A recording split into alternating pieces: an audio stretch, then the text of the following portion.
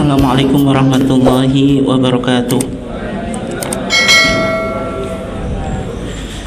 Alhamdulillahi wahdah, wassalatu wassalamu ala man la nabiyya ba'dah, amma ba'd. Yang saya hormati seluruh jajaran pimpinan cabang Muhammadiyah Mbalen, bapak-bapak dan ibu-ibu sekalian, jamaah ketarjian Ahad pagi PCM Mbalen yang dimuliakan Allah. Alhamdulillah, pada kesempatan ini kita masih diizinkan oleh Allah Subhanahu wa taala untuk tafaqquh fiddin, mendalami agama melalui kajian ketarjian dalam keadaan sehat walafiat. Salawat dan salam semoga tetap terlimpahkan kepada junjungan kita Nabiullah Muhammad sallallahu alaihi wasallam, keluarganya, sahabatnya, dan seluruh orang yang mengikuti sunnahnya sampai hari kiamat. Jamaah yang dimuliakan Allah, untuk materi pada pagi hari ini kita masih melanjutkan topik yang sudah kita bahas di minggu yang lalu, yaitu pengantar fikih Muhammadiyah HPT jilid 3 metode dan aplikasi.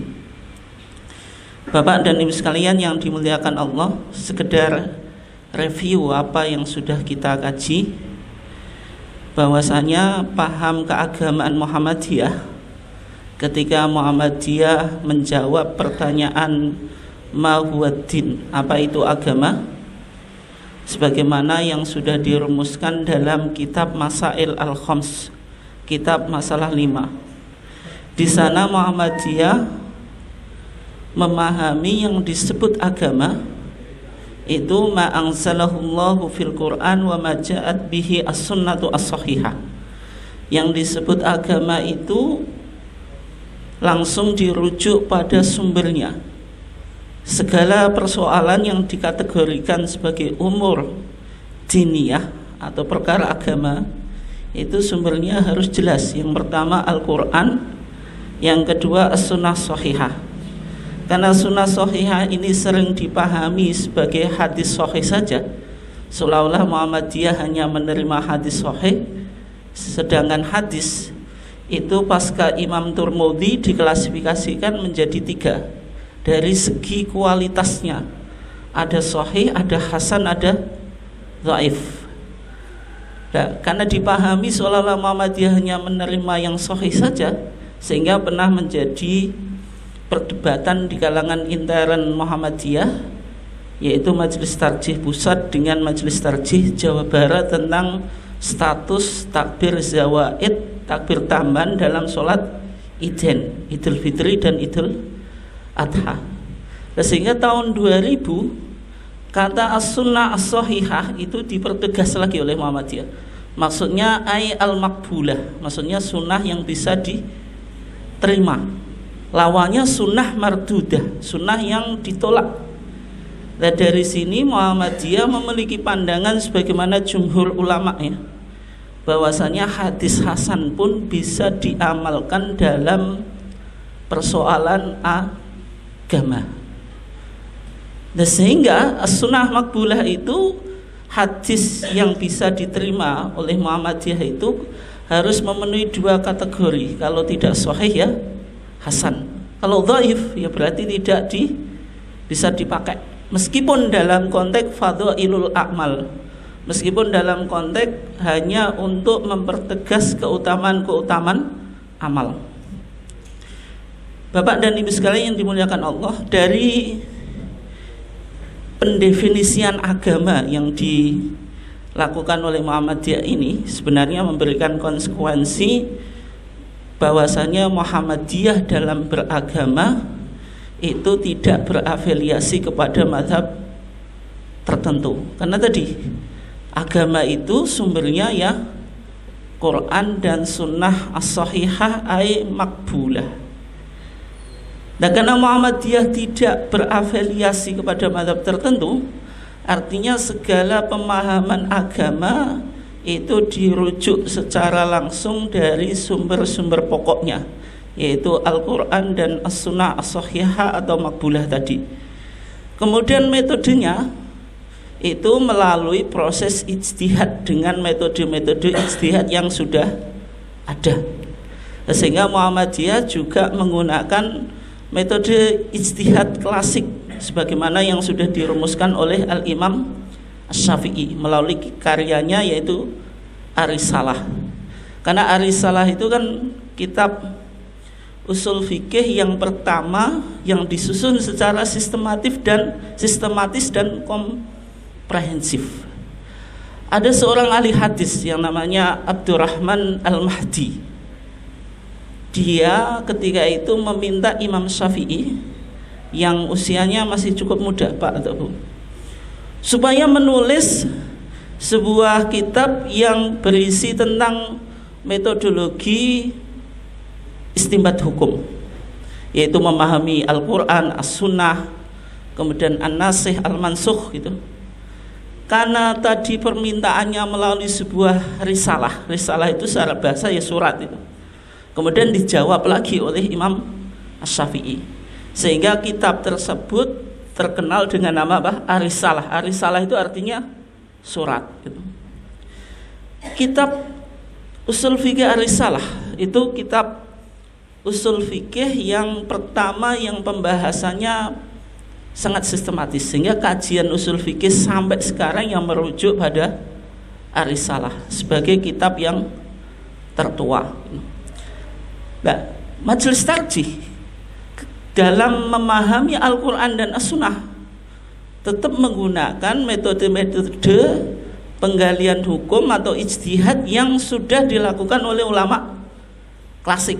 Sehingga tahun 1929 itu kan Majelis Tarjih mengeluarkan Kitabus Shalah dan Kitabul Iman. Tapi usul fikihnya bagaimana gitu. Nah, ketika itu sudah dijelaskan, Pak, meskipun belum terbentuk manhaj tarjih. Manhaj tarjih itu kan baru dikodifikasi di era Pak Azhar Basir, kemudian Pak Asmuni Abdurrahman, dan seterusnya Pak Amin Abdullah, kemudian sekarang Pak Syamsul Anwar. Tapi dulu itu sudah ada penjelasan. Usul fikih yang dipakai oleh Majelis Tarjih adalah usul fikih yang muktamad. Usul fikih yang muktamad, yang otoritatif itu maksudnya apa? Usul fikih yang dipahami oleh jumhur ulama. Karena dalam usul fikih juga ada berbagai macam mazhab ya. Metodenya ada mutakallimin, ada fuqaha dan sebagainya. Artinya di situ Muhammadiyah juga masih menggunakan usul fikih sebagaimana yang dikembangkan oleh para ulama klasik. Tetapi Muhammadiyah juga terbuka menerima metode-metode ijtihad yang kontemporer, termasuk nanti yang kita akan kaji. Misalnya di era Profesor Asmuni itu ada 3 ijtihad bayani, ijtihad ta'lili, ijtihad istislahi. Sebenarnya itu juga menggunakan istilah yang pernah dikembangkan oleh Muhammad Ma'ruf Ad-Dawalibi dalam bukunya Madkhal ila Ilmi Usulil Fiqh itu. Kemudian diadopsi oleh Muhammadiyah. Di era Profesor Pak Amin Abdullah itu Muhammadiyah menggunakan 3 pendekatan, yaitu bayani, burhani, dan irfani. Sebenarnya itu juga pinjam istilah yang sudah dikembangkan oleh Abid Al-Jabiri, seorang pakar dalam Islam Studies dan filsafat dari Maroko. Kemudian nanti kita akan lihat, ini poin kita ya, Muhammadiyah mengembangkan metode ijtihad baru yang namanya istiqra' maknawi atau induktif tematis dan marotibul qiyam. Ada teori jenjang hukum, itu yang kita akan coba dalami dalam kajian ini. Dan karena Muhammadiyah tadi dalam memahami Al-Quran dan Sunnah itu tidak berafiliasi kepada mazhab, artinya menggunakan metode-metode ijtihad yang klasik atau yang kontemporer. Maka dalam kitab 5 masalah itu, Pak, itu penting itu. Yang terakhir kan menjawab mahwal qiyas. Apa itu? Qiyas. Qiyas bisa bermakna spesifik, yaitu menganalogikan sebuah kasus yang mansus alaih yang terdapat hukum yang ghairu mansus alaih, yang tidak terdapat hukumnya secara tekstual, dengan kasus yang sudah ada hukumnya secara tekstual karena persamaan ilah atau kausa. Itu qiyas bermakna apa? Sempit atau bimakna al-khas. Tapi qiyas juga bisa dipahami sebagai makna umum, yaitu ijtihad itu sendiri. Di akhir penjelasannya Pak, di situ kan apa? Dikatakan kama jaro alaihi al-amalu indas salafi wal khalaf. Artinya Muhammadiyah dalam berijtihad itu menggunakan metodologi kama jaro alaihi al-amalu indas salaf yang ditempuh oleh ulama-ulama klasik dan juga al-khalaf, yaitu ulama-ulama apa? Kontemporer. Nah, sehingga kesimpulan kita, Muhammadiyah tidak bermadhab dan juga tidak anti madhab. Artinya tidak anti madhab apa? Pendapat-pendapat ulama sebagaimana yang sudah dibukukan dalam kitab-kitab klasik itu tetap dipertimbangkan sebagai acuan dalam melakukan istinbat hukum dari Quran dan Sunnah. Itu penting karena kalau kita, keilmuan kita kan terbatas itu, sehingga kembali kepada Quran dan Sunnah itu butuh apa? Pendapat-pendapat yang bisa kita jadikan sebagai pertimbangan. Tidak hanya merujuk satu madhab, tapi juga lintas madhab itu. Dan sehingga Muhammadiyah tidak bermadhab karena tidak apa? Memilih madhab qauli atau mengikuti satu madhab tertentu. Tidak anti madhab karena Muhammadiyah tidak pernah apa? Mengatakan madhab itu tidak penting. Mazhab, pendapat-pendapat mazhab itu bisa dijadikan apa? Pertimbangan dalam istinbat hukum. Tapi tidak ada kewajiban bagi kita untuk mengikuti mazhab tertentu. Yang ada mengikuti dalil baik dari Quran maupun sunnah al-maqbulah atau sahihah tadi. Oke. Kemudian dari posisi Muhammadiyah yang tidak bermadzhab itu sering muncul tuduhan. Sebenarnya tuduhan ini ya sekedar misunderstanding atau misconception. Ada sebuah tuduhan bahwasanya keputusan dan fatwa tarjih itu dianggap ahistoris.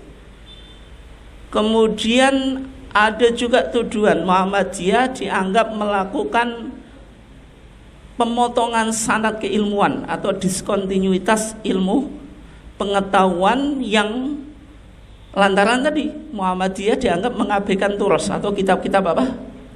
Klasik. Ini sering dituduh Pak. Karena HWT kita itu tidak ada sanadnya gitu. Beda dengan kitab-kitab apa? Kitab-kitab klasik itu semuanya pasti ada sanad yang bermadzhab. Contohnya yang jenengan tahu apa misalnya? Fathul Mu'in. Fathul Mu'in itu kitab syarah dari matanya Qurratul Ain. Yang keduanya ditulis oleh Syekh Zainuddin Al-Malibari, ulama India, Malibar. Itu India Selatan. Kemudian dihasyiai namanya I'anatut Thalibin, yaitu Syekh Abu Bakar Sato Ad-Dimyati. Secara silsilah ilmu Pak, Fathul Mu'in itu dianggap sebagai kitab Tuhfatul Muhtaj, ringkasannya Tuhfatul Muhtaj yang ditulis oleh Ibnu Hajar Al-Haytami. Ibnu Hajar Al-Haytami pasca Imam Syafi'i dan Imam Ar-Ramli itu ulama Syafi'iyah itu yang dianggap otoritatif kan Ibnu Hajar Al-Haytami, bukan Al-Asqalani loh. Ibnu Hajar Al-Haytami itu muridnya Syekhul Islam Zakaria Al-Ansari, penulis kitab Fathul Wahhab. Syekhul Islam Zakaria Al-Ansari, penulis kitab Fathul Wahhab yang terkenal di pesantren itu muridnya Ibnu Hajar Al-Asqalani dan seterusnya. Fathul Mu'in itu nanti merujuk pada Tuhfatul Muhtaj. Tuhfatul Muhtaj itu syarahnya Minhajut Thalibin. Minhajut Thalibin itu ringkasan dari Al-Muharrar Imam Rafi'i. Kemudian Al-Muharrar itu dari Al-Wajiz Imam Syafi'i. Kemudian Al-Wasit Al-Basit. Kemudian Nihayatul Matlab. Kemudian Al-Muzani sampai gitu. Secara sanad keilmuan kira-kira semacam itu. Secara sanad keilmuan kitab. Demikian juga sanad keilmuan ilmunya sendiri itu diambil dari mana tadi? Kalau misalnya genealogi keilmuan Nusantara itu dianggap sumbernya dari Syekh Abu Bakar Sato Ad-Dimyati, penulis kitab I'anatut Thalibin. Dan ada sekedar asumsi ya, cumanya perlu untuk dikaji lebih lanjut ya. Dulu Muhammad Darwish atau nama asli dari Mbah Yai Ahmad Dahlan, ketika belajar di Mekah setelah berguru kepada Mbah Solet Darat As-Samaroni, ini ulama yang ketika menulis selalu bahasa Jawa Pegon gitu. Bukunya banyak itu. Misalnya Al-Majmu'ah Al-Kafiyah Asy-Syarifah lil Awam, itu yang mengkritik tahlilan pasca kematian. Kemudian kitab Syarah Jauharut Tauhid, semuanya bahasa Jawa ya. Punya murid yang terkenal semuanya jadi tokoh, yaitu Mbah Yai Ahmad Dahlan, Mbah Hasyim Asy'ari, kemudian Ki Ajeng Raden Kartini gitu. Nah, ketika sudah belajar ke Mbah Soleh Darat As-Samaroni atau Semarang itu kan melanjutkan menimba ilmu di Mekah gitu. Sambil kan haji, dulu kan haji sambil belajar kan itu. Dan ada tradisi kalau orang habis kaji itu namanya kan diganti gitu. Dan ketika Mbah Yai Ahmad Dahlan meminta rekomendasi nama, itu yang didatangi Syekh Abu Bakar Sato Ad-Dimyati. Maka diusulkanlah sebuah nama, yaitu Ahmad Dahlan. Sebenarnya Ahmad Dahlan itu merujuk pada nama gurunya Syekh Abu Bakar Sato Ad-Dimyati, yaitu Zaini Dahlan, seorang mufti Syafi'iyah yang cukup terkenal ya, sehingga di pesantren itu ada alfiyah karangannya Mbah Yai Mbah Yai Syekh Zaini Dahlan, yaitu Alfiyah Ad-Dahlan, Alfiyah Dahlan itu. Ini kan artinya Syekh Abu Bakar Sato Ad-Dimyati itu ada yang mengatakan gurunya Mbah Yai Ahmad Dahlan. Dan Ki Nusantara itu kan Mbah Hasyim Asy'ari, kemudian gurunya Syekh Mahfud At-Turmusi yang dari Pondok Termas itu. Syekh Mahfud Turmusi belajar ke Syekh Zaini Dahlan, Syekh Abu Bakar Sato Ad-Dimyati. Syekh Abu Bakar Sato Ad-Dimyati belajar kepada Zaini Dahlan dan seterusnya sampai Imam Syafi'i. Tapi sanad keilmuan kita Pak, baik secara silsilah kitabnya, tarjih itu sanadnya mana gitu. Di atasnya HPT kita itu merujuk kitab apa Pak? Kan nggak ditemukan toh. Ya, kemudian majelis tarjih itu kan karena fikih yang dikembangkan adalah fikih muqaran, fikih perbandingan, kan tidak merujuk pada mazhab tertentu. Nah, sehingga tadi sering dituduh berarti secara keilmuan, baik keilmuan sanad keilmuan itu maupun sanad kitabnya ya tidak ada di Muhammadiyah kan gitu. Oke.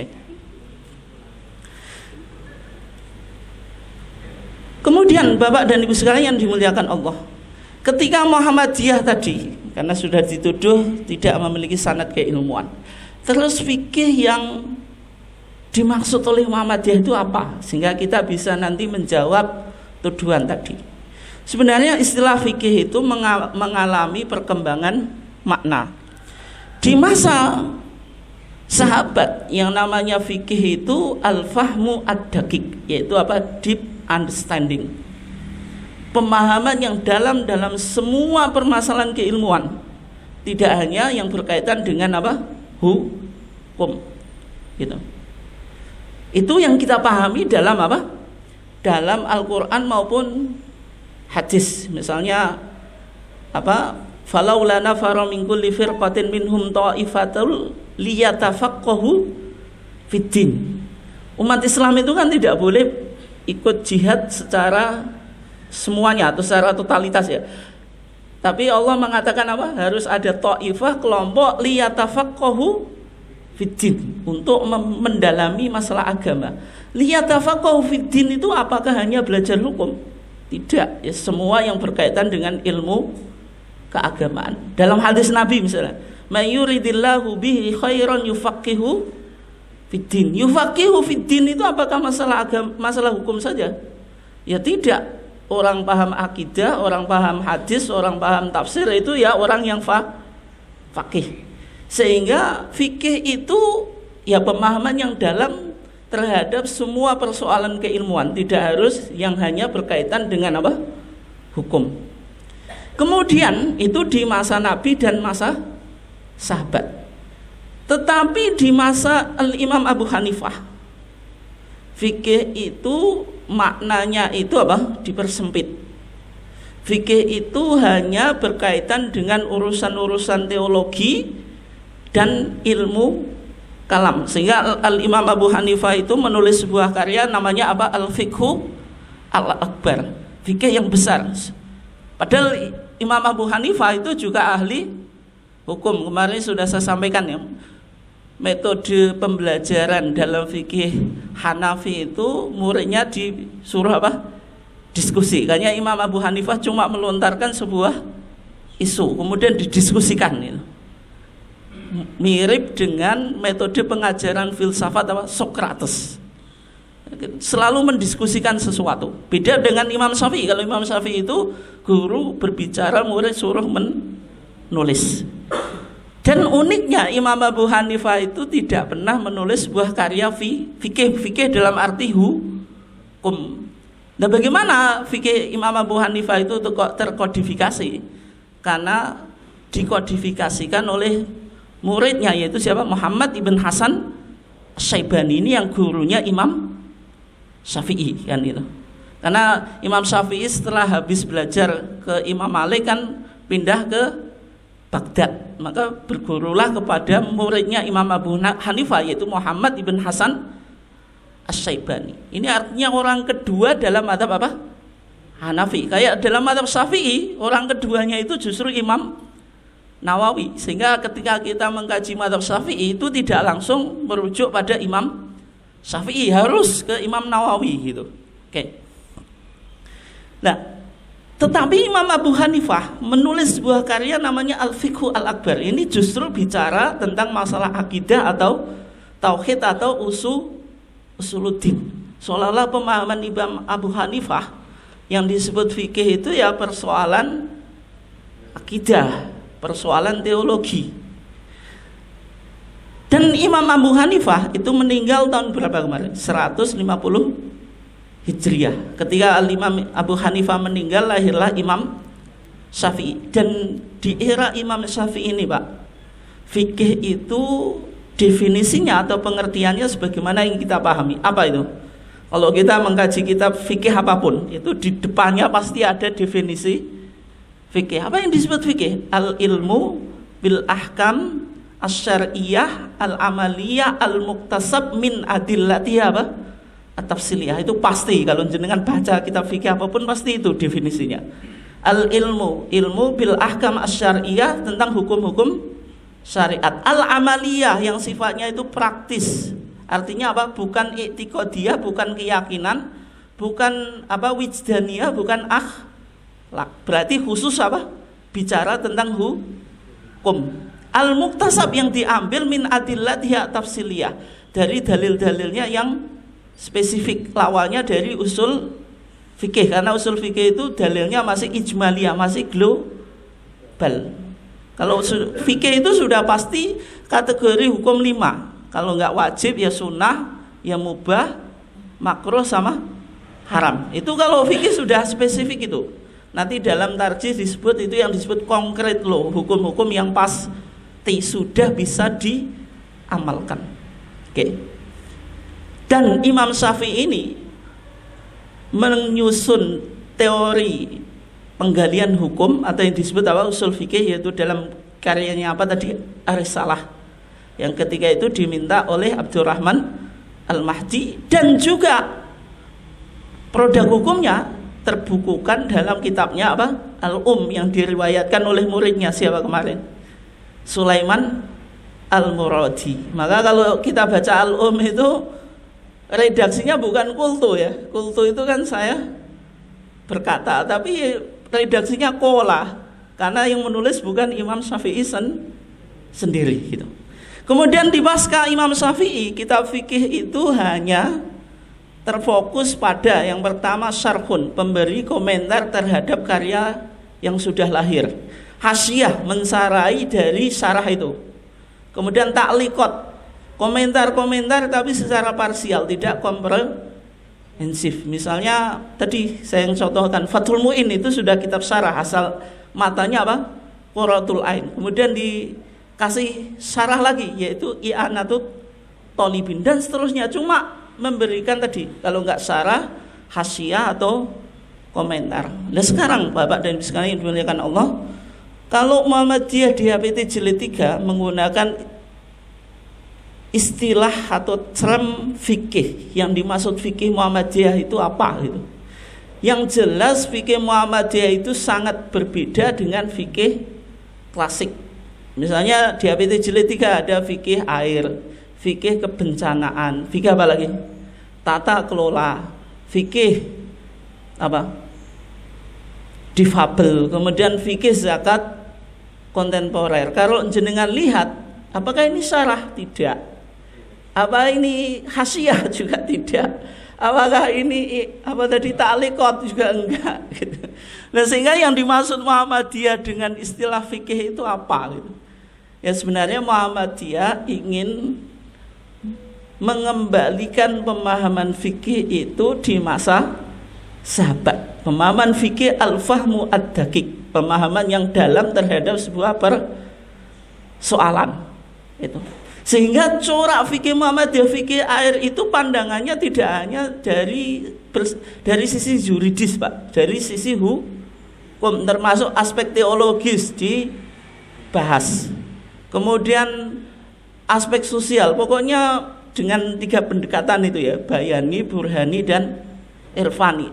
Sehingga corak fikihnya itu tidak berusaha, fikih itu tidak harus dipahami hanya perspektifnya apa? Yuridis, dari sisi hukum gitu. Oke.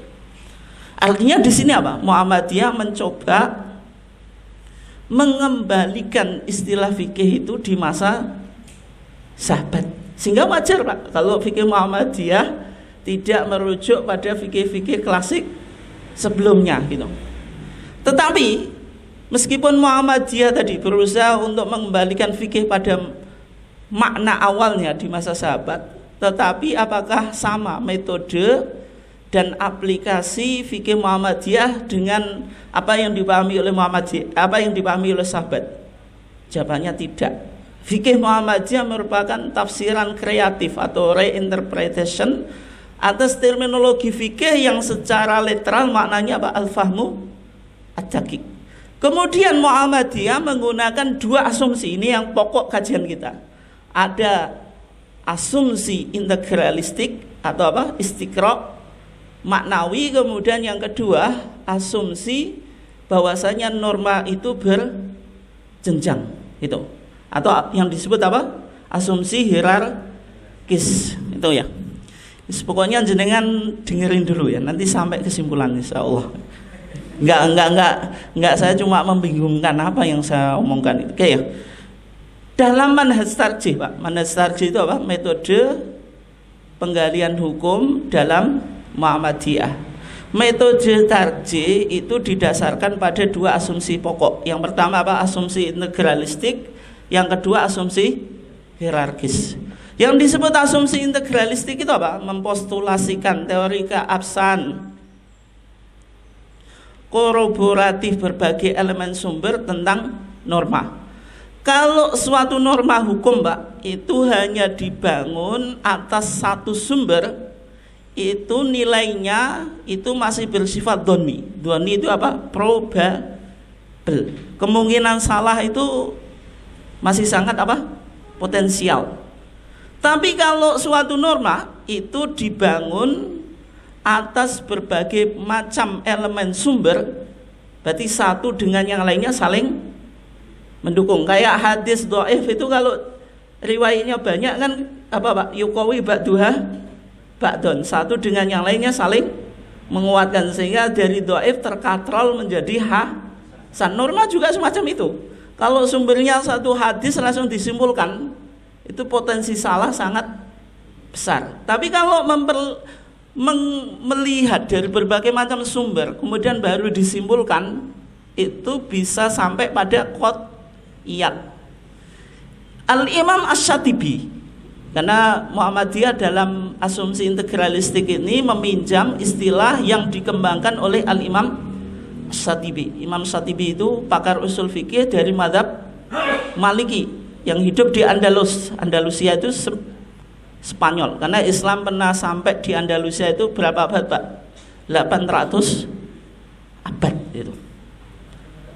Setelah Ibnu Rushd itu muncul jadi Al-Imam Asy-Syatibi menulis buku namanya Muwafaqat. Imam Asy-Syatibi itu merumuskan teori namanya apa? Istiqra. Dalam merumuskan suatu norma itu tidak hanya dilihat dari satu sumber, harus dilihat dari berbagai macam elemen sumber, sehingga hasilnya itu dari dhonniyat menjadi qat'iyat, dari probable menjadi substantif gitu. Contohnya Pak, biar jenengan mudah ya. Kita lihat dalam putusan tarjih di HPT jilid 1 Pak. Meskipun putusan ini sudah lama ya, artinya metodologinya lahirnya baru, tapi putusannya sudah lama. Tapi bisa kita analisa dengan metode istiqra' maknawi tadi. Misalnya di kitab Masail Syatta, kita beberapa masalah di HPT kita Pak, ada hukmu alatil lahwi, hukum alat musik. Hukum musik atau alat musik itu kan hadisnya banyak Pak. Ada beberapa hadis yang mengindikasikan apa?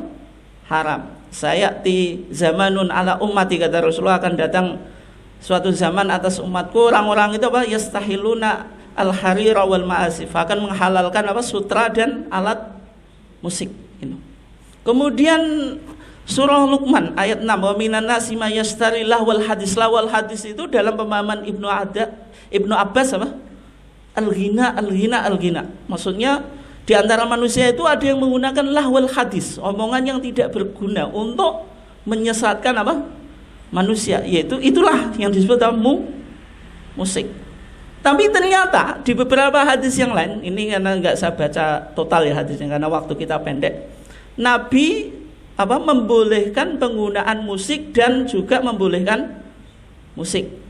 Misalnya dalam konteks pernikahan, Nabi pernah bilang apa? A'linu hadzan nikah. Nikah itu suruh diumumkan.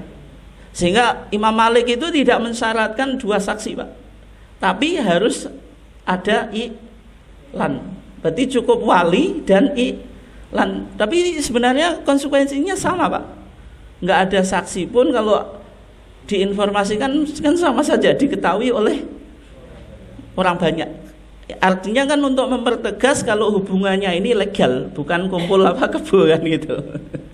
Ya pakai hadis tadi, a'linu hadzan nikah waj'aluhu fil masajid, suruh buat pesta pernikahan atau akad pernikahan di masjid, karena di zaman Nabi masjid itu sebagai pusat aktivitas sosial. Belum banyak sekarang tempat-tempat sosial itu semacam-macam, Pak. Kalau di masjid ya sentralnya, kalau di zaman Nabi ya di masjid. Kemudian Nabi bilang wadribu alaihi dufuf, suruh memukul rebana. Terus dalam nikah ya. Kemudian dalam id juga Aisyah itu punya jariatan, 2 budak tuhon niani, yang keduanya menyanyi. Artinya kan ada banyak hadis yang sebagian hadis mengindikasikan haram, sebagian lagi tidak. Dengan metode istiqra' maknawi, Pak, atau induktif tematis. Artinya kita tidak bisa mengambil kelompok hadis yang seolah-olah mengindikasikan haram terus muncul sebuah fatwa musik dan alat musik itu di neraka. Itu nggak bisa. Karena berarti mengabaikan kelompok hadis yang seolah-olah memberikan kebolehan. Sehingga di putusan kita, Pak, dikembalikan pada ilahnya, yaitu apa? Al-hukmu yadu ma'a illatihi wujudan wa adaman. Tergantung ilahnya, tergantung kausa hukumnya. Sehingga kalau alat musik itu digunakan untuk litasji'il junud, contohnya ini, untuk memotivasi tentara ketika peperangan atau mendatangkan keutamaan, maka hukumnya bisa sunnah. Kalau untuk lilagwi, untuk permainan saja, dilihat. Kalau tidak mendatangkan apa-apa ya berarti makruh. Tapi kalau bisa memberikan spirit baru, menghibur, ya mubah. Tapi kalau musik yang koplo mengarah kepada kemaksiatan, koplo Pak namanya apa itu? Musik yang nggak jelas gitu. Liriknya bicara tentang seksualitas, ya tentu haram. Tergantung ilahnya. Dan ini penting Pak, apalagi jenengan yang HW itu ada apa Pak? Drum band gitu. Sekarang hukum drum band itu apa Pak? Ya dilihat di sini. Itu maksudnya apa dulu kan gitu. Nah, kalau maksudnya baik itu menjadi syiar semarak ya bisa jadi mubah bahkan sunnah gitu. Tapi kalau justru mengganggu orang atau apa? Tidak mendatangkan apa-apa, ya bisa makruh bisa haram tergantung konteksnya gitu. Oke ya, itu contoh. Kemudian berikutnya gambar. Hadis gambar ini banyak Pak gitu. Dan Muhammadiyah juga menggunakan metode istiqra' maknawi, sehingga hukum gambar itu dikembalikan pada ilahnya, pada apa? Ilah atau kausa hukum itu. Sebagaimana kaidah tadi, al-hukmu yaduru ma'a illatihi wujudan wa adaman. Kalau gambar lil ibadah itu hukumnya haram Pak. Misalnya pengikut thariqah tertentu, mursyidnya gambarnya dipasang di rumah, kemudian dipegang, ditempelkan ke dahi Pak, ngalap berkah gitu. Atau sebagaimana orang Kristen, Yesus digambar, Bunda Maryam digambar, kemudian disembah, itu haram gitu. Tapi kalau gambar untuk media pembelajaran Bu, itu penting Bu.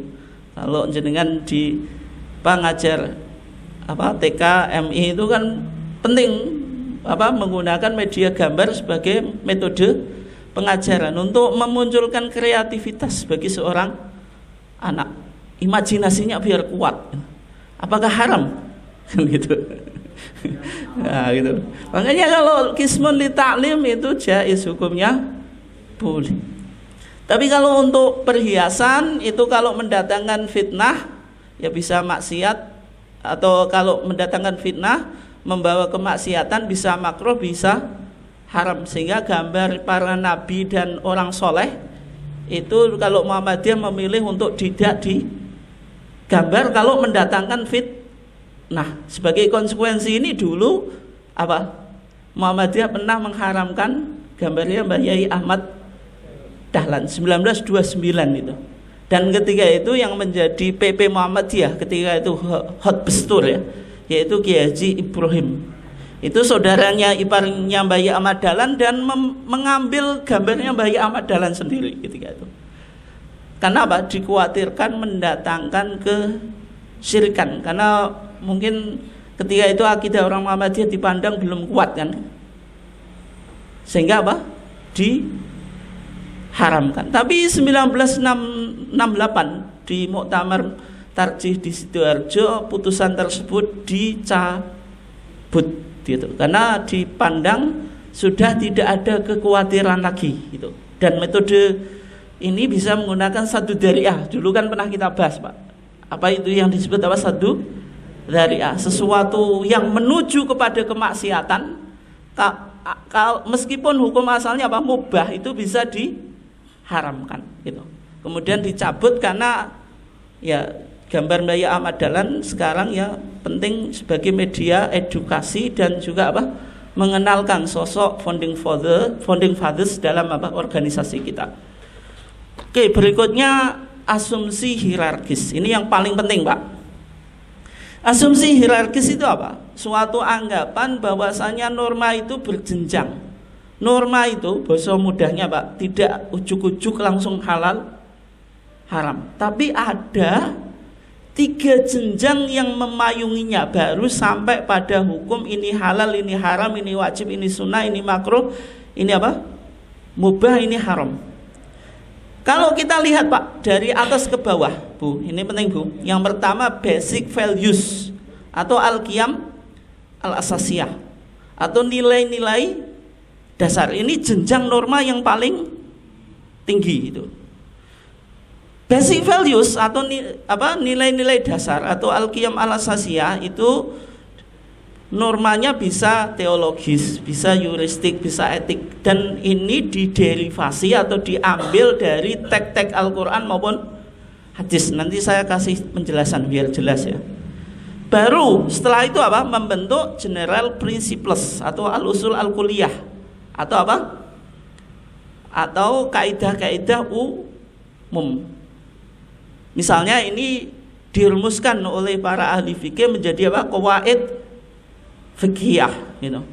Misalnya al-masyaqqatu tajlibut taisir dan sebagainya. Kenapa kok orang musafir, orang safar itu ketika bulan Ramadan boleh muka atau iftar, berbuka, gitu.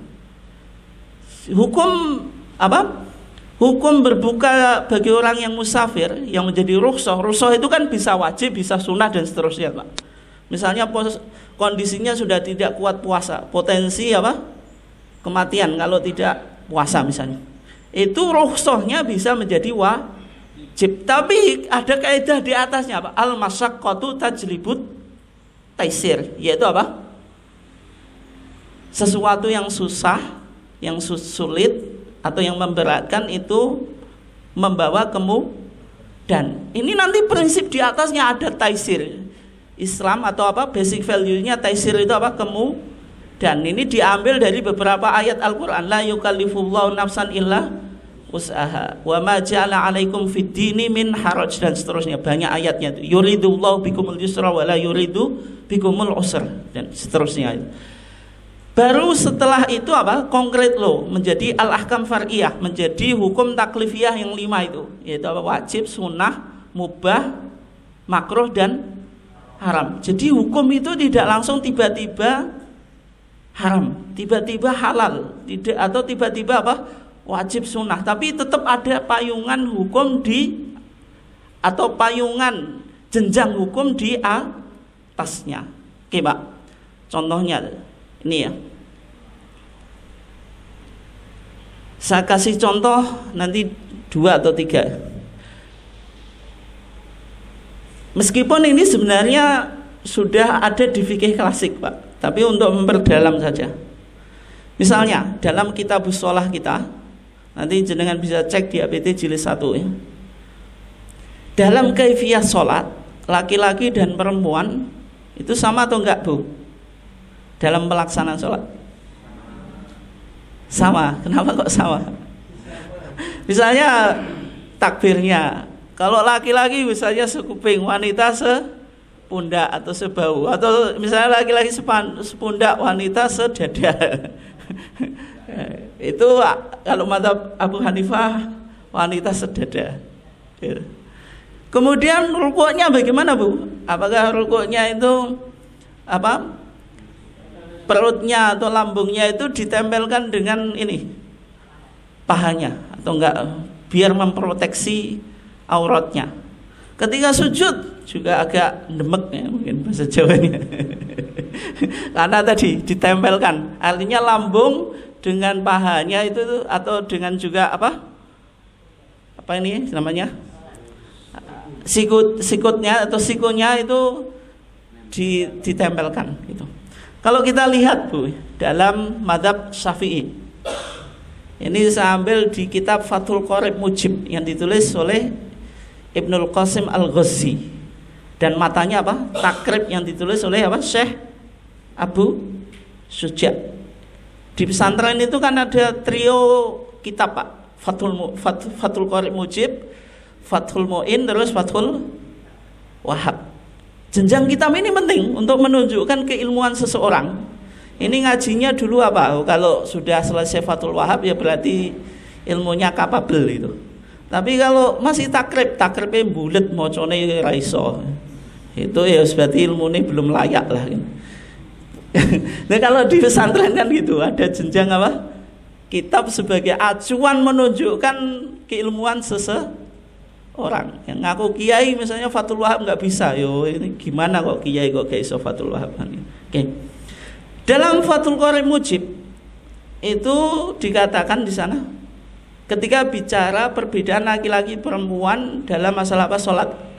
Laki-laki dan perempuan dalam masalah sholat itu beda dalam 5 masalah. Tapi kita ambil satu saja yang berkaitan dengan topik kita.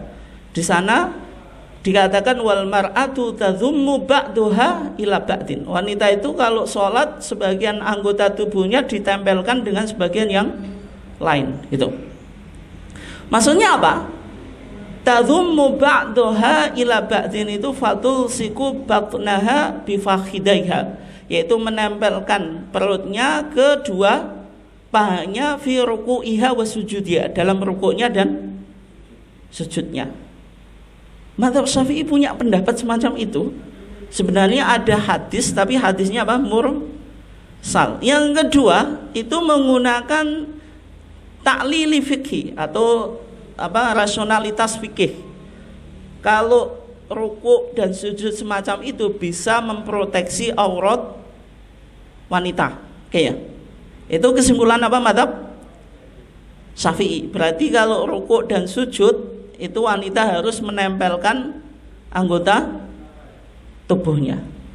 Tapi di HPT kita, kalau jenengan lihat di kitabus shalah yang paling akhir, Bu, itu ada mulakhadah, yaitu apa? Perhatian. Wala farqa baina rajuli wal mar'ati fi hadhil kaifiyah.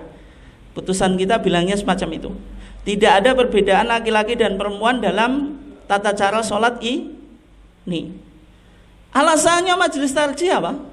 Li adami wurudil hadis bidzalik, karena tidak ada hadis yang menjelaskan tentang perbedaan laki-laki dan perempuan. Kemudian na'am qad ruwiya anin nabi, ya betul, ada sebuah riwayat yang diriwayatkan dari Nabi, amruhu bindimamil mar'ati ba'diha ila ba'din fi shalah, yaitu Nabi memerintahkan wanita untuk menempelkan sebagian anggotanya ke anggota yang lain dalam salat. Kama fi makhraji Abi Dawud, sebagaimana yang diriwayatkan oleh Abu Dawud an Zaid ibn Abi Habib, dari Zaid ibn Abi Habib. Illa anna hadzal hadits mursalun, tetapi hadis ini apa? Mursal. Sehingga hadis mursal tidak masuk kategori sunnah makbulah, karena dia masuk sunnah mardudah atau hadis dhaif, sehingga tidak bisa dijadikan hujjah atau sandaran. Padahal kalau kita lihat, ini dipertegas di HPT jilid 3 ya.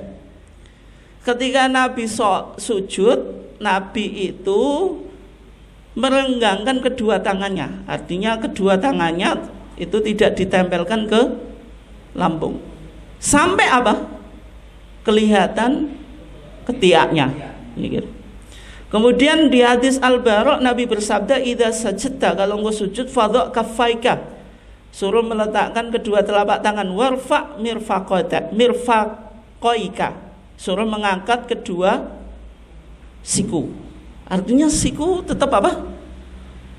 Diangkat. Sehingga tadi praktiknya Nabi, sahabat Al-Laits itu melihat putihnya ketiaknya Nabi. Ini kelasnya Nabi, Bu ya. Ketiaknya saja putih. Ya, kemudian di HPT jilid 3 dijelaskan kalau kaifiyah ini tidak hanya untuk laki-laki tapi juga untuk perempuan ya. Oke. Itu yang intinya. Kalau kita lihat Bapak dan Ibu sekalian yang dimuliakan Allah, sebenarnya putusan atau rumusan ini gitu, atau putusan ini ya, itu kalau kita lihat dari teori jenjang norma gitu.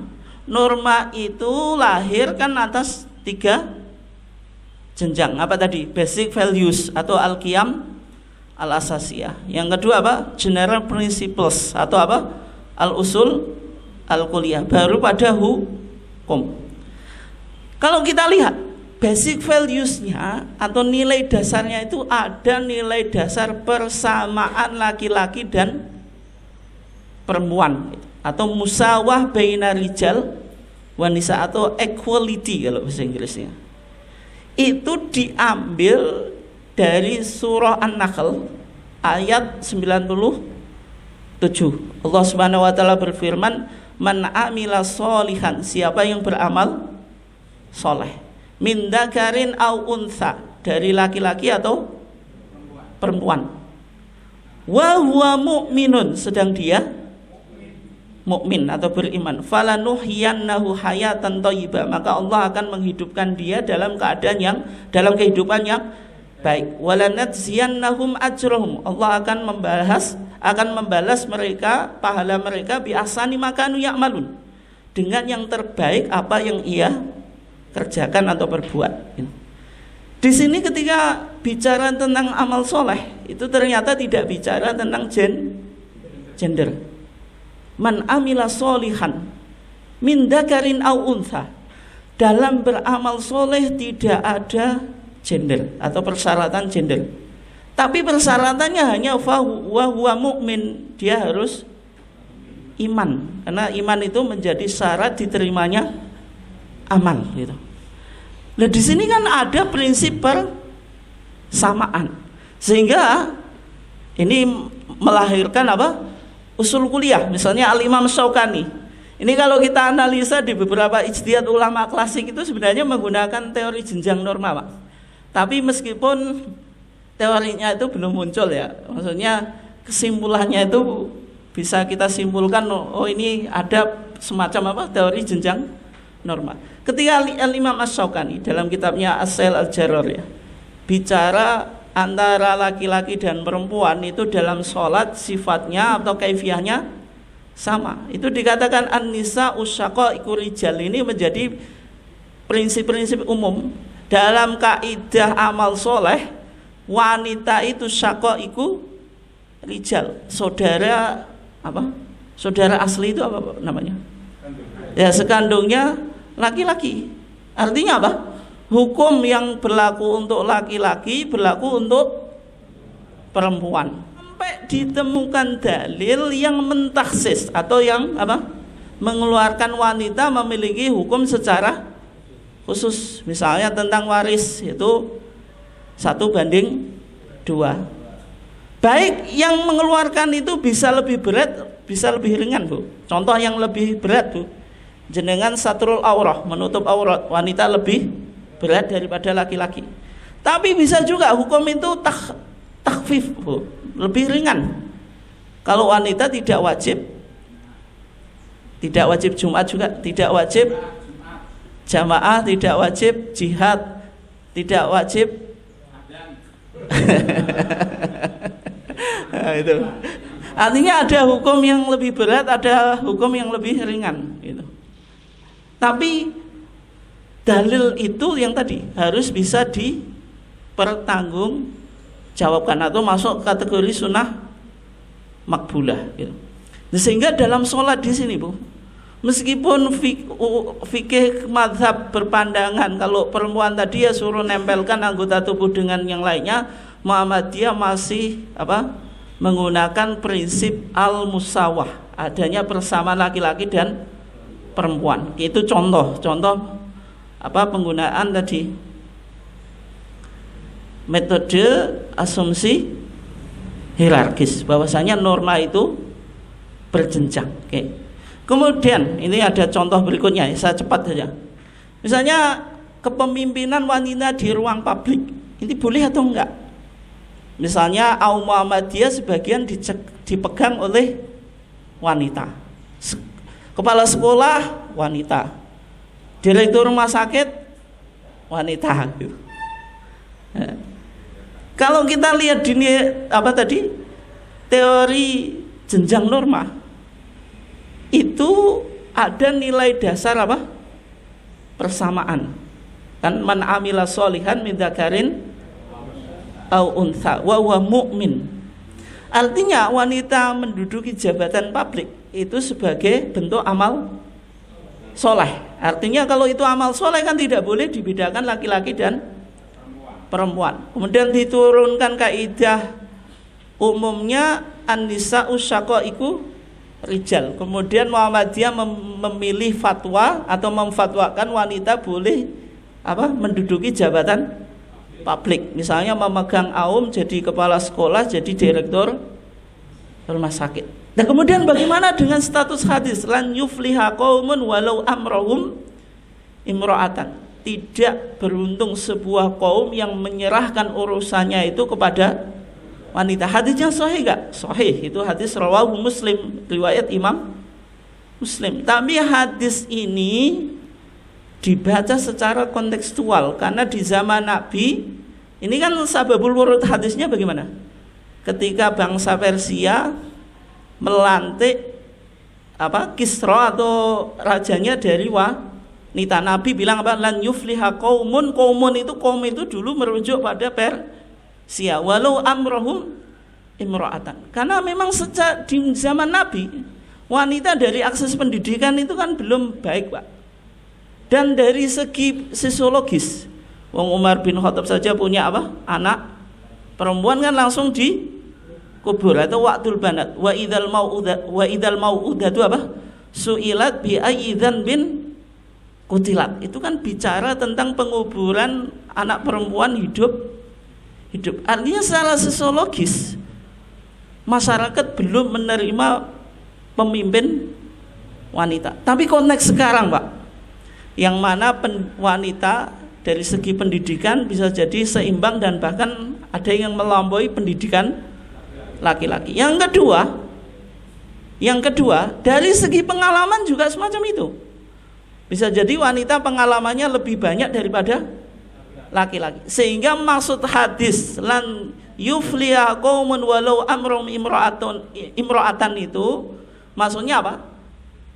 Dimaknai sebagaimana sabda Nabi idza wusidal amru ila ghairi ahli fangtadir sa'ah. Artinya ketidakkemampuan seorang pemimpin.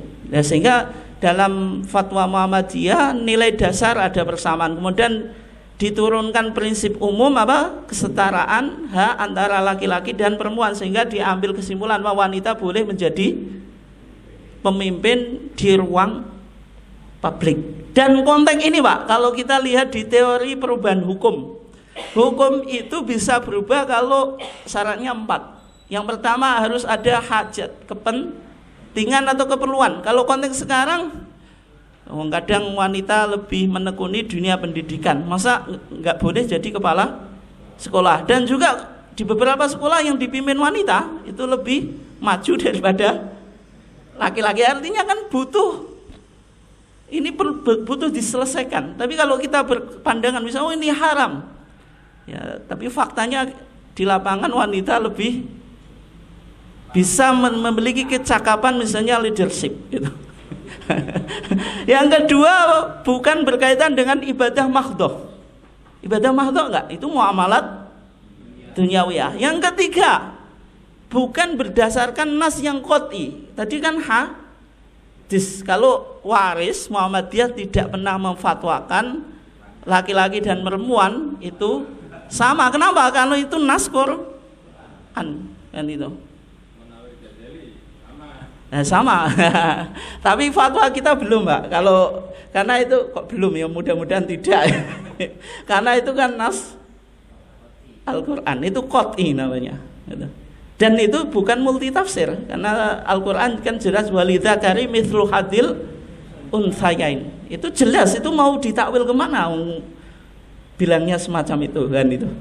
Kemudian harus intiqalun min dalilin ila dalil akhar, berpindah dari satu dalil ke dalil yang lain. Artinya kalau kepemimpinan wanita tadi itu kita bisa pindah ke dalil yang lain. Itu kalau nanti di teori perubahan norma. Berikutnya ya, karena waktu kita sudah mepet ya. Apakah ini penting, Pak? Karena kalau kita mengusung sebuah teori harus tanggung jawab. Apakah asumsi hierarkis norma itu berpotensi kepada penafsiran liar dan liberal di Muhammadiyah? Artinya norma-norma yang di barat berkembang, Pak, itu menggunakan teori jenjang norma. Karena teori jenjang norma ini sebagaimana disampaikan oleh Pak Syafi'i kemarin, ini teori yang dirumuskan oleh pakar hukum dari Austria, kemudian pindah ke California menjadi profesor di University of California, namanya Hans Kelsen. Menulis buku The Pure Theory of Law, yaitu teori kemurnian sebuah hukum. Di antaranya rumusan hukumnya jenengan sudah tahu. Kalau hukum itu bisa dikaji ulang apa? Judicial review. Itu tokohnya Hans Kelsen itu. Tapi di sisi yang lain dia juga menulis teori namanya hierarchical law. Hukum itu bisa berjenjang gitu.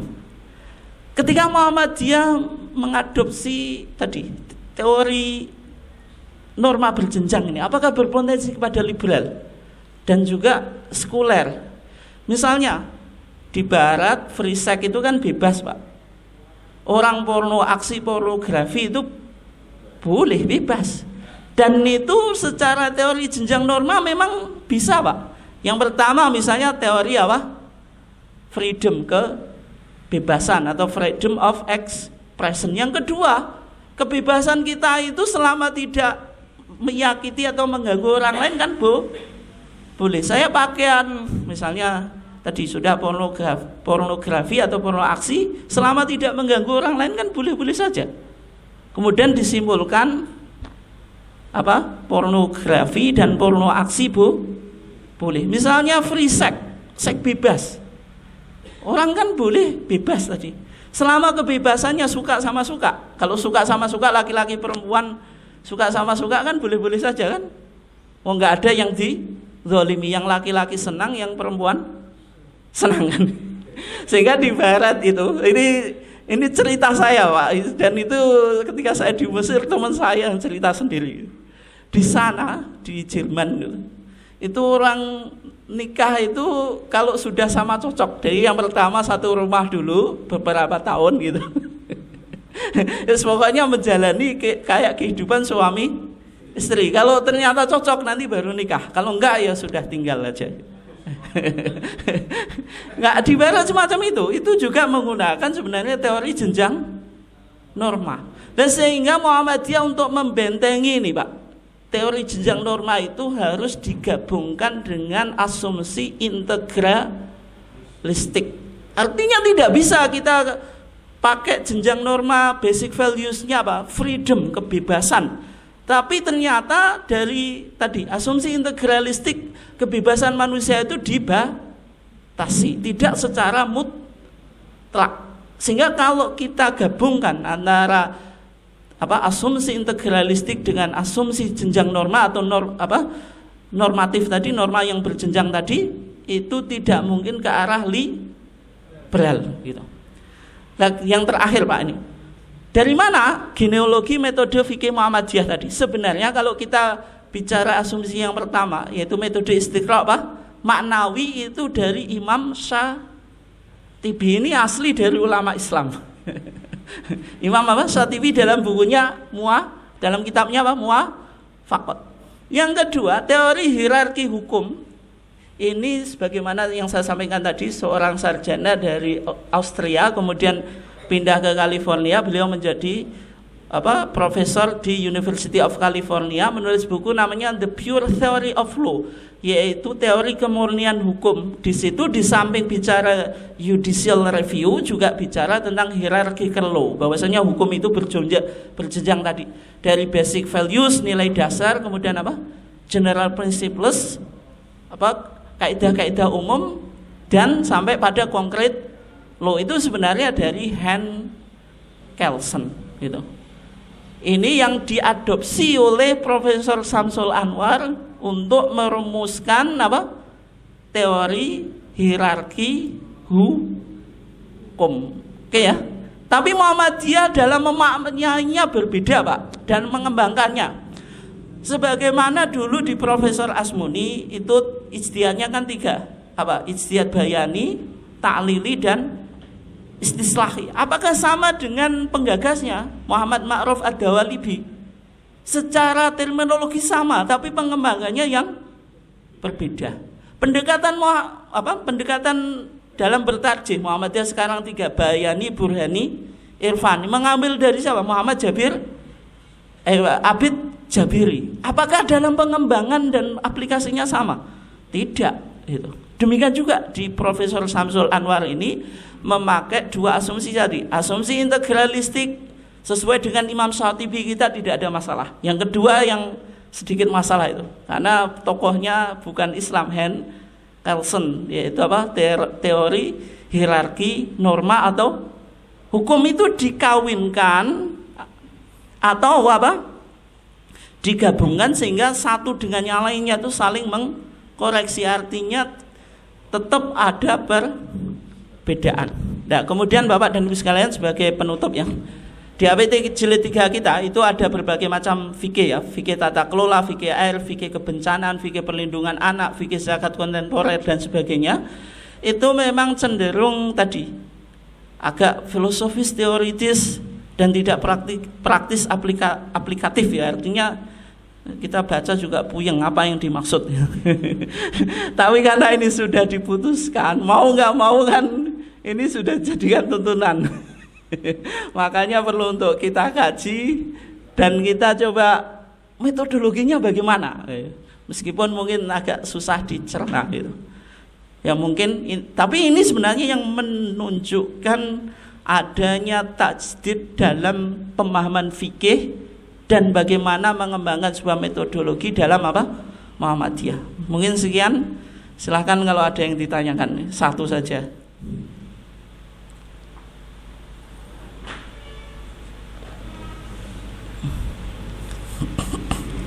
Terima kasih. Apa yang diuraikan dua pertemuan ini menurut saya sangat menarik dan mestinya tidak cukup itu hanya dua pertemuan. Kemudian apa mungkin Muhammadiyah ini juga sudah mengalami pergeseran atau siklus syariahnya? Karena di dalam teori maqasid itu juga kalau kita kontekstualisasikan sekarang ini masih perlu elaborasi atau penjabaran lebih dalam. Misalnya menjaga keturunan itu kayak apa? Kemudian menjaga akal atau menjaga kehormatan, menjaga jiwa itu kayak apa? Saya kira kalau tadi teori atau metodologi yang dipakai Majelis tadi seperti itu, berarti sudah terjadi pergeseran teori maqasid itu sendiri.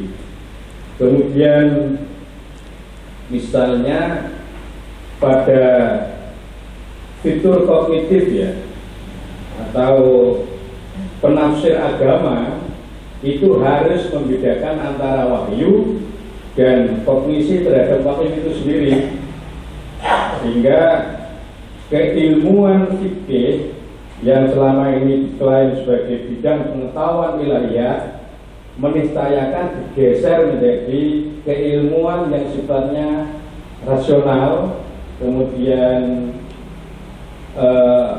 kognisinya itu pemahaman secara rasional, sehingga Muhammadiyah tidak tertutup walaupun dia mengadopsi dari teori-teori orang yang tidak Islam seperti yang disampaikan tadi. Kira-kira saya itu sudah kemarin mau bertanya bagaimana aplikasi irfani dalam konteks berijtihad di Muhammadiyah, sementara irfani itu syarat dengan individu religious experience-nya itu lebih syarat. Terima kasih. Ya, terima kasih atas pertanyaannya. Ini jawabannya cukup panjang, tapi saya jawab singkat ya. Sebenarnya maqasid asy-syariah itu juga dirumuskan oleh Al-Imam Asy-Syatibi di karyanya apa? Muwafaqat. Di kitab-kitab usul fikih sebelumnya sebenarnya juga sudah mempertimbangkan namanya maqasid asy-syariah atau the objectiveness of syariah kalau bahasa Inggris. Tapi kalau ya apa tujuan syariat gitu. Bahwasanya syariat itu datang untuk menjaga 5 perkara. Yang pertama hifdzuddin atau memproteksi agama. Contohnya jihad. Orang jihad itu kalau nggak terbunuh ya, kalau nggak membunuh ya dibunuh kan. Itu kan riskan kematian. Tapi kenapa kok Nabi bilang jihad itu madhin ila qiyamis saah, akan berlaku sampai apa? Kiamat. Karena dengan jihad itu kita bisa memproteksi agama. Artinya ada sebuah momen yang kita harus menggunakan fisik dalam membela agama. Tapi itu harus ada syaratnya loh kan. Bukan jihad-jihad yang gerakan-gerakan teroris radikal ini kan yang kadang belum memenuhi syarat-syarat apa jihad itu. Yang dibom juga nggak jelas statusnya juga. Maksudnya bukan itu ya. Itu yang pertama, hifdzuddin. Kemudian yang kedua, hifdzun nafs, memproteksi jiwa. Misalnya kenapa kok Al-Quran ketika bicara kisos itu walakum fil kisosi hayatun, bahwasanya dalam kisos itu ada kehidupan. Padahal kisos itu kematian, orang membunuh langsung dibunuh. Karena ketika ada kisos maka orang akan jera, tidak berani membunuh orang lain, sehingga membunuh orang lain itu menjadi apa? Menjadi sedikit, sehingga kisos itu justru memproteksi kehidupan. Makanya walakum fil kisosi hayatun, itu dalam Quran. Kemudian berikutnya apa? Hifdzu al-aql, memproteksi akal. Kenapa kok minuman keras atau khamr itu haram? Di balik itu Islam ingin merasionalkan manusia. Tidak boleh orang itu apa Pak? Bahasanya apa? Kalau mendem itu teler ya. Sehingga kalau orang teler itu segala kriminalitas akan terjadi. Perzinahan, pembunuhan itu ya teler juga. Ibadah Ali bin Abi Thalib ketika baca Al-Kafirun nggak selesai itu gara-gara juga dulu. Tapi waktu itu belum keharaman khamr kan 3 jenjang. Maksudnya ketika itu masih diperbolehkan. Itu juga nggak selesai itu baca Al-Kafirun. Kalau coba Islam membolehkan khamr, setiap imam kalau mau sholat minum dulu, itu sholatnya nggak selesai. Kemudian juga berikutnya apa? Hifdzul mal, menjaga harta. Yang laki-laki dan perempuan yang membunuh apa? Faqta'u aydiyahuma, suruh potong tangan. Karena ini ingin memproteksi apa? Harta. Nah. Kemudian juga hifdzun nasl, menjaga keturunan. Wala taqrabuz zina, mendekati saja nggak boleh. Karena dengan perzinaan status apa nasab itu tidak jelas gitu. Ini maqasid syariah yang dikembangkan oleh Al-Imam Asy-Syatibi. Dan gagasan itu baru muncul di masa Imam Syatibi. Kalau jenengan baca usul fikih Imam Syafi'i secara khusus belum ada, meskipun pemikiran-pemikiran itu sebenarnya sudah ada, tapi secara spesifik kan belum ada. Artinya metode ijtihad kan berkembang. Sehingga sekarang itu misalnya Yasir Audah Pak, itu tokoh maqasid syariah kontemporer itu mencoba menawarkan gagasan-gagasan baru dalam maqasid syariah yang lebih kontekstual, yang lebih kontemporer, dengan menambah tidak hanya 5 itu. Misalnya nanti memunculkan bisa juga kebebasan macam-macam. Tapi sejauh yang sudah dibahas oleh Majelis Syar'i sebenarnya sudah ada Pak, kajiannya saya punya ya. Tapi ini kan masih menjadi halaqah pemikiran, belum menjadi sebuah putusan. Misalnya Pak Amin Abdullah di bukunya itu Fresh Ijtihad itu juga bicara tentang maqasid syariah yang tadi yang kontemporer ya. Kemudian juga irfani itu juga butuh pembahasan yang lama ya. Bagaimana aplikasi irfani?